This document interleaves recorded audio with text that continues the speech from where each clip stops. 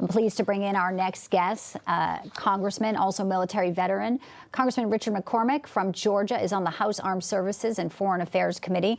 And here we are. The question is this for show? And it's not a huge number of missiles, Congressman McCormick, but the question of where they're going after, obviously the El Ude Air Base, strategic asset for the U.S., but Qatar has also put a lot of money into it. They've spent $8 billion upgrading infrastructure there. So you have to wonder if they knew Iran would do this and if this was sort of to check a box and saying, OK, now we are going after U.S. assets and interests and bases. There is the concerning report, though, that UAE has closed its airspace, and potentially our Logan Raddick saying from the Pentagon, a source saying a missile fired to Iraq. Are you hearing anything new right now on who is being attacked and what you're hearing from your intelligence? Well, I'm hearing the same thing you're hearing. This is a base I'm very familiar with. I was staged there as on my way to Afghanistan. I know we have military people passing through there to go all over the Middle East. We've been using this base for decades. We've had some de-escalation since the end of Afghanistan.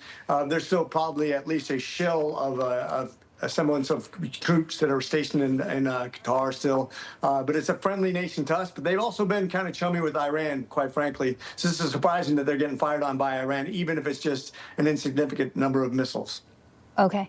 We now have an official statement from Iran, Congressman McCormick. I'd like to read it for you here live on the air. The armed forces of Iran saying they targeted the El Ude base in Qatar with a, quote, devastating and powerful missile attack in operation.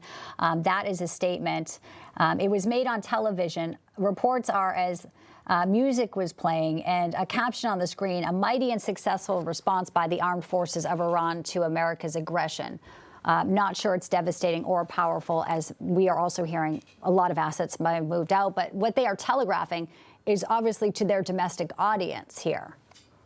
Yeah, I remember when we had the same issue in Iraq. Saddam Hussein was putting out all kinds of misinformation, trying to make the people feel good about his regime, his power, his ability to respond.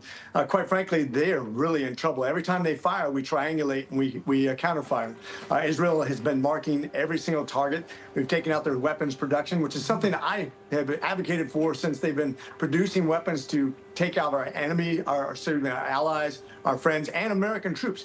Not that long ago, we had 3 Georgians die from a Houthi-launched weapon system produced by Iran and sponsored by Iran. So this has been going on for decades. It's time to respond now. Well, what do you think that response should be then? Well, I think we're doing it. I think every time they have weapons that they procure, they disseminate against us, we take out their ability to produce those weapons. They can produce weapons of mass destruction, and they're threatening to annihilate Israel from the face of the earth when they call us the great Satan, the big Satan. Death to America, that's an existential threat that we cannot any longer allow. And if you don't think there's precedence, Bill Clinton actually bombed Iraq in 1998 because of concern of weapons of mass destruction from Saddam Hussein. Reagan did it with Libya and Muammar Gaddafi. As a matter of fact, Clinton bombed 5 different nations, invaded Haiti also, all on the principle of American sovereignty and its interests abroad. I just want to get one more reaction to you as this news is pressing and developing as we do this interview live. There is now a response from Qatar.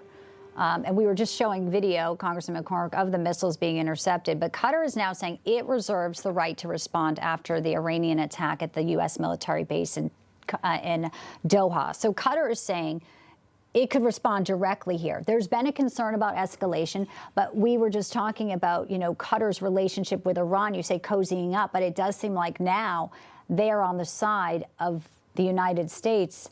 And we've been talking about this, the Middle East no longer wanting to have the head of the snake here with a nuclear weapon. What's your reaction to Qatar now saying it reserves the right to respond? I think it's great, and I think it's a direct result of the Abraham Accords of linking us to them. If you think about UAE, they could join the fight along with Saudi Arabia. Combined, they have a larger military and a larger economy than Iran, almost as many people. Saudi Arabia has one of the biggest investments in the military in the entire world when it comes to GDP, and they're a wealthy nation. I think Iran is very much isolated. I think this could be very good for world peace as they find themselves more and more isolated as a terrorist sponsoring nation. I think it's only going to result in good things, especially if they're destabilized and the people rise up against that evil, evil regime. Congressman Richard McCormick, a pleasure to have you on this breaking news happening right now in real time. Appreciate your analysis on where we are. Thank you, sir. Thank you. Semper Fi.